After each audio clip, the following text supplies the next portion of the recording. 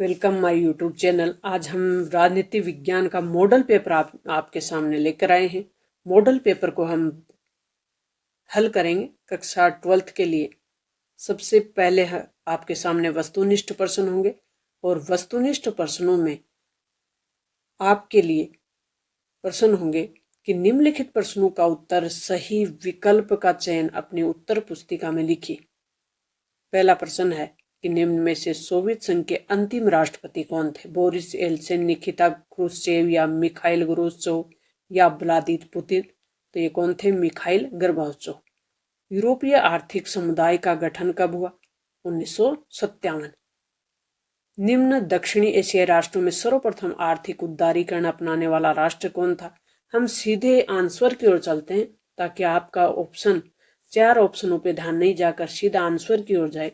दक्षिणी एशियाई राष्ट्रों में सर्वप्रथम आर्थिक उदारीकरण को अपनाने वाला राष्ट्र कौन था? श्रीलंका। भारत ने कब अपनाई? 1991 में।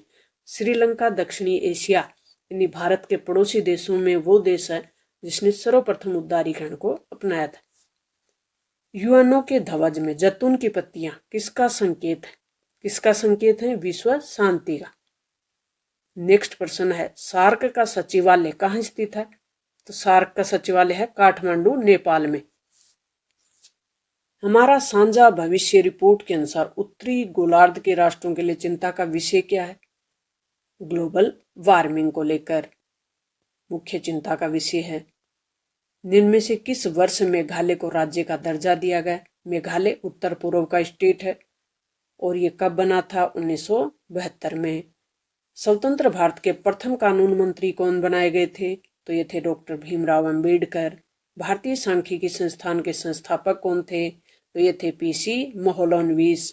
भारतीय साम्यवादी दल मार्क्सवादी। भारतीय साम्यवादी मार्क्सवादी जो दल है वो कब बना था? 1964 में। यानी साम्यवादी दल का विभाजन कब हुआ था? सीपीआई का वो हुआ था 1964 में। शास्त्री सरकार में इंदिरा गांधी को कौन सा मंत्रालय दिया गया था? लाल बहादुर शास्त्री के समय इंदिरा गांधी किस मंत्रालय को संभाल रही थी? सूचना और प्रसारण मंत्रालय को। शिमला समझौता कब हुआ था? शिमला समझौता 1971 के युद्ध के बाद हुआ था। तो ये कब हुआ? 2 जुलाई 1972 शिमला समझौता हुआ। नेक्स्ट प्रश्न है हरियाणा और पंजाब राज्यों का गठन कब हुआ? बहुत कम समय में हम आपके लिए मॉडल पेपर हल कर रहे हैं। आप अपनी तैयारी वार्षिक परीक्षा के अकॉर्डिंग करें ताकि आपके जो मार्क्स हैं वो बेहतर बने, अच्छे आए। एग्जामिनर आपको मार्क्स देने के लिए तैयार बैठा है। बस आपकी कैपेसिटी क्या है, आपने कितना याद किया है, आपको याद करने की क्षमता क्या है, उसी पे डिपेंड करता है आपने लिखा कैसा है, आंसर देने का तरीका क्या है, उसी पे आपके मार्क्स होते हैं। आपकी तैयारी बेहतर करें, अपने आप लिखने का तरीका सुधर जाता है। नेक्स्ट प्रश्न हम देखते हैं कि हरियाणा और पंजाब राज्यों का गठन किस वर्ष हुआ था? तो ये हुआ था 1966 में। शाहबानो केस आया था तो वो किस वर्ष आया था? 1986 में। भाषाई आधार पर सर्वप्रथम किस राज्य का गठन हुआ? वो राज्य था आंध्र प्रदेश। नेक्स्ट अपने सामने प्रश्न होंगे वो होंगे रिक्त स्थान वाले। रिक्त स्थानों की पूर्ति कीजिए। भारत विभाजन की योजना को किस नाम से जाना जाता है? माउंटबेटन योजना के नाम से। भारत में निर्वाचन आयोग का गठन कब हुआ? जनवरी 1950 में। 1960 का दशक क्या कहलाता है? खतरनाक दशक। सिक्किम विधानसभा के लिए प्रथम लोकतांत्रिक चुनाव कब हुए? 1974 में। परमाणु अप्रसार संधि कब हुई? 1968 में। अंतर्राष्ट्रीय न्यायालय में न्यायाधीशों की संख्या कितनी होती है? 15। मास्ट्रिच संधि, आस्ट्रिच नहीं, मास्ट्रिच संधि किस संगठन का आधार बनी? यूरोपीय संघ का। अति लघुतरात्मक प्रश्न जो 1 मार्क्स वाले होंगे वो प्रश्न इस प्रकार से होंगे। शीत युद्ध की समाप्ति के मुख्य परिणाम क्या थे? शीत युद्ध 1945 से 1990 तक चला था। तो शीत युद्ध की समाप्ति के परिणाम क्या निकले? शीत युद्ध जब समाप्त हो गया तो एक ध्रुवीय विश्व के रूप में अमेरिका उभर कर सामने आता है, तो एक ध्रुवीय विश्व का उदय हो जाता है। 1968 के पश्चात मालदीव ने कौन सी शासन प्रणाली अपनाई थी? गणतंत्रात्मक अध्यक्षात्मक शासन प्रणाली। निशस्त्रीकरण क्या होता है? तो शीत युद्ध के दौरान एक कॉन्सेप्ट उभर कर आया था निशस्त्रीकरण, क्योंकि देशों के बीच ज्यादा से ज्यादा हथियार बनाने की होड़ चल रही थी। तो अब देशों के बीच संधियां शुरू हो जाती हैं कि हथियारों को कैसे हम घटाएं, कैसे नियंत्रित करें। उसी को कहते हैं निशस्त्रीकरण। हथियारों को कम करना और नियंत्रित करना, कम करने की जो प्रक्रिया चली, नियंत्रित करने का जो काम चला, उसको कहते हैं निशस्त्रीकरण। मूलवासी की प्रथम परिभाषा किसने दी? संयुक्त राष्ट्र संघ ने। कब दी? 1982 में। सांस्कृतिक वैश्वीकरण या विभिन्नीकरण क्या है? तो संस्कृतियों के कारण, वैश्वीकरण के कारण, विश्व की अर्थव्यवस्थाओं का आपस में जुड़ने के कारण वैश्वीकरण होता है। उसके कारण संस्कृति ज्यादा विशिष्ट हो गई और अलग भी हो गई। इसे कहते हैं सांस्कृतिक विभिन्नीकरण। वामपंथी विचारधारा से आप क्या समझते हैं? तो समाज के एक ऐसी राजनीतिक विचारधारा जो समाज के कमजोर और पिछड़े वर्गों के पक्ष में काम करे, उसे कहते हैं वामपंथी विचारधारा। दक्षिणी एशियाई सम्मेलन कब हुआ? 1955 में। कहाँ हुआ? बांडुंग में। महागठबंधन क्या होता है? जब बहुत से दल आपस में मिलकर गठबंधन करते हैं, चुनाव लड़ते हैं और फिर सरकार में भागीदारी करते हैं, तो उसे कहते हैं महागठबंधन। राष्ट्र विरोधी गतिविधियों के दो घटक, आतंकवाद और भ्रष्टाचार, या राष्ट्र विरोधी गतिविधियों में शामिल है। आर्थिक उदारीकरण की परिभाषा दीजिए। तो आर्थिक उदारीकरण क्या होता है? तो वैश्वीकरण, उदारीकरण।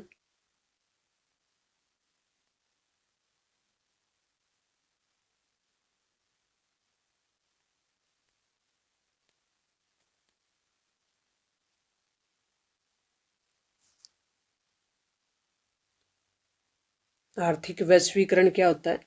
विश्व की अर्थव्यवस्थाओं का आपस में जुड़ने की जो प्रक्रिया है, एकीकरण होने की जो प्रक्रिया, उसे कहते हैं आर्थिक उदारीकरण। खंड ब में जो प्रश्न होंगे इस प्रकार से होंगे। आसियान विजन, आसियान विजन 2020 के घटक क्या हैं? तो आसियान जो कि एक क्षेत्रीय संगठन है, उसके द्वारा वर्ष 2020 तक शांतिपूर्ण और स्थिर दक्षिणी एशियाई क्षेत्र बनाने के लिए एक नीति तैयार की गई, जिसमें आर्थिक विकास, सामाजिक और सांस्कृतिक विकास और सुरक्षा नीति शामिल की गई। तो ये आसियान विजन के घटक हैं।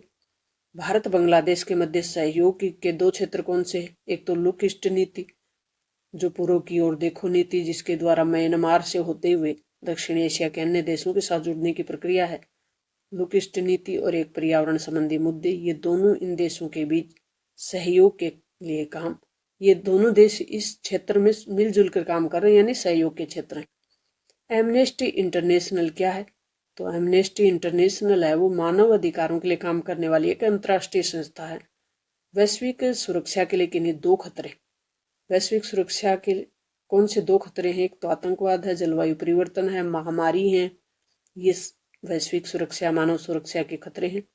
विश्व राजनीति में पर्यावरण को लेकर चिंता के कोई दो कारण, जलवायु परिवर्तन हो रहा है, ग्लोबल वार्मिंग हो रहा है, प्रदूषण बढ़ रहा है, तो पर्यावरण को लेकर चिंता बढ़ रही है। विदेश नीति से संबंधित राज्य नीति निर्देशक सिद्धांत अनुच्छेद 51 में अंतर्राष्ट्रीय शांति और सहयोग से संबंधित हमारी अंतर्राष्ट्रीय पॉलिसी है, विदेश नीति है, उसको स्पष्ट किया गया है।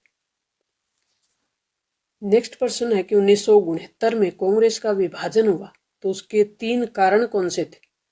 कांग्रेस के विभाजन के तीन कारण थे। एक तो सिंडिकेट, जो कि कांग्रेस के अंदर ही ताकतवर और प्रभावशाली लोगों का एक संगठन बना हुआ था, ग्रुप बना हुआ था, जिसमें मोरारजी देसाई के, कामराज जैसे प्रभावशाली और वरिष्ठ कांग्रेसी नेता थे, जिन्हें सिंडिकेट के नाम से जाना जाता था। राष्ट्रपति का चुनाव हुआ उसी समय, वो भी तनाव का, विभाजन का प्रमुख कारण बना। वामपंथी और दक्षिणपंथी संबंधी विचारों को लेकर भी कांग्रेस के बीच विभाजन हुआ, क्योंकि इंदिरा गांधी वामपंथी विचारों की ओर उनका रुझान हो गया था, इसलिए दक्षिणपंथी जो लोग थे वो इंदिरा गांधी से नाराज हो गए कि सामाजिक सोच वाले जो कार्यक्रम हैं वो इंदिरा गांधी ना करे, इस प्रकार के उनके विचार थे। तो इसे कहते हैं वामपंथी और दक्षिणपंथी। वामपंथी जो गरीब और कमजोर वर्गों का पक्ष लेने वाली विचारधारा हो, दक्षिणपंथी जो पूंजीवादी लोगों का सपोर्ट करने वाली विचारधारा होती है, उसे दक्षिणपंथी कहते हैं। तो ये तीन प्रमुख कारण थे 1974 में रेल हड़ताल हुई, तो इसके कारण क्या थे? तो रेल हड़ताल का नेतृत्व कौन कर रहे थे? जॉर्ज फर्नांडिस। और इसके कारण कौन से थे? एक तो रेल कर्मचारियों ने बोनस की मांग की थी और सरकार ने बोनस की मांग को ठुकरा दिया। इसके परिणाम क्या निकले?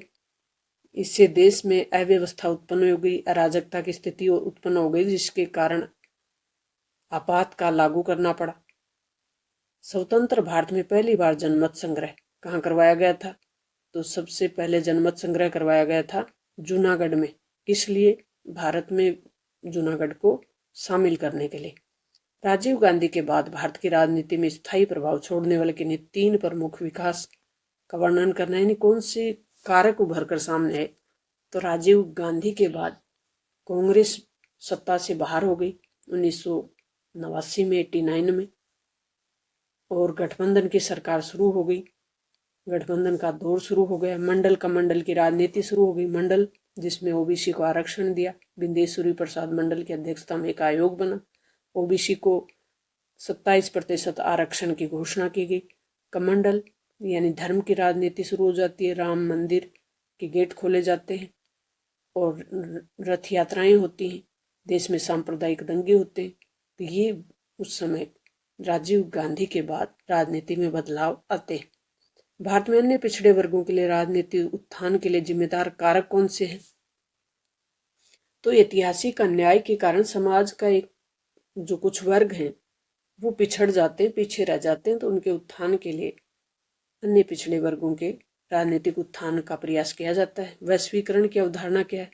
विश्व की वो प्रक्रिया, या कहें कि विश्व की अर्थव्यवस्थाओं को जोड़ने की प्रक्रिया, या वैश्वीकरण वो प्रक्रिया जिसमें पूंजी, वस्तु, ज्ञान, संस्कृति का प्रभाव होता है, इसे कहते हैं वैश्वीकरण। खंड 6 में इस प्रकार से प्रश्न होंगे, और खंड 6 के प्रश्न होंगे वो विस्तृत आंसर वाले होंगे, दीर्घ उत्तरीय प्रश्न होंगे, निबंधात्मक प्रश्न होंगे। यूरोपीय संघ को अत्यधिक प्रभावशाली क्षेत्रीय संगठन कौन से क्षेत्र बनाते हैं? तो यूरोपीय संघ के पास ऐसी कौन सी ताकत है जो उसे अधिक प्रभावशाली बनाती है? तो उनके खुद यूरोपीय संघ है, उसमें 27 देश हैं यूरोपीय यूनियन में, और इन देशों का अपना झंडा है, इन देशों की अपनी मुद्रा है, इन देशों की अपनी संसद है, इन देशों का अपना काम करने का तरीका है, इन देशों के बीच फ्री वीजा प्रणाली है, इनकी एक आर्थिक ताकत है, निर्यात में विश्व में बहुत बड़ा इनका योगदान है, इनकी सेना है, एक ताकतवर इनके पास सैन्य सुरक्षा है। तो इस प्रकार से एक प्रभावशाली संगठन है, एक अच्छा प्रभाव ये रखते हैं, और अमेरिका को भी चुनौती देने वाला ये संगठन है WHO, जो कि हेल्थ के लिए काम कर रहा है। वर्ल्ड हेल्थ ऑर्गेनाइजेशन है। एक पार्टी का प्रभुत्व कमजोर जनमत का कारण था, ये कथन की पुष्टि करनी है। 2 नंबर का चैप्टर है, एक दल के प्रभुत्व वाले चैप्टर से। सरकार ने राष्ट्रीय आपातकाल 1975 घोषित करने के कारण कौन से थे? तो 1975 में आपातकाल घोषित किया। इसके पीछे रेल हड़ताल की बात अभी हम कर चुके। फिर गुजरात आंदोलन हुआ, बिहार आंदोलन हुआ, तो ये आंदोलन भी इसके पीछे कारण थे। जेपी, जो कि जयप्रकाश नारायण का और विपक्षी पार्टियों का इंदिरा हटाओ का नारा और इंदिरा गांधी के विरुद्ध एक सशक्त मोर्चा खोला गया, विरोधी संगठनों द्वारा, विपक्षी दलों द्वारा।